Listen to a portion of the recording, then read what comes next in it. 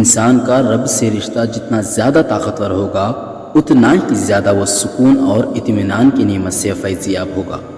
دنیا بھر کی ذہنی انتشار اور قلب تناؤ کا واحد علاج اللہ رب العزت کی ذات سے قربت ہے۔ سب لوگ مر کر قبر میں چلے جاتے ہیں، لیکن ایک اچھا انسان مر کر دلوں میں چلے جاتا ہے اور لوگ اسے یاد کے ذریعے زندہ رکھتے ہیں۔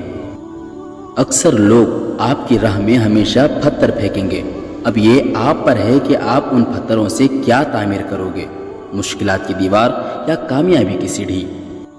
دوست اور دشمن کو کبھی اعتبار دلانے کی ضرورت نہیں ہوتی، کیونکہ دشمن کبھی اعتبار نہیں کرے گا اور دوست کبھی شک نہیں کرے گا۔ تکبر کو ذرا سا رگڑیں تو نیچے سے کفر نکلے گا۔ تکبر ساری برائیوں کی جڑ ہے۔ عزازیل کو شیطان بنانے میں اصل کردار تکبر نے ہی ادا کیا۔ منزل پانا تو بہت دور کی بات ہے، غرور میں رہو گے تو راستے بھی نہیں دیکھ پاؤ گے۔ غرور کرنا چھوڑ دیں اور جھکنا سیکھ لیں، کامیابی آپ کے قدم چومے گی، کیونکہ اللہ تعالیٰ عز و جل کو عاجزی بہت زیادہ پسند ہے۔ ہم ایک ایسے معاشرے میں رہتے ہیں جہاں دکھ کا یقین دلانے کے لیے آنسو بہانے پڑتے ہیں اور بیماری کا یقین دلانے کے لیے مرنا پڑتا ہے۔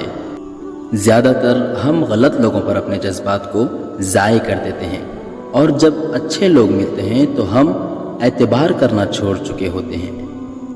آپ کو اپنی انسانیت کی گرفت رکھنی ہوگی۔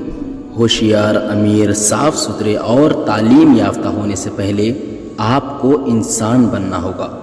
آپ کی انسانیت گر جائے تو سب کچھ گر جاتا ہے۔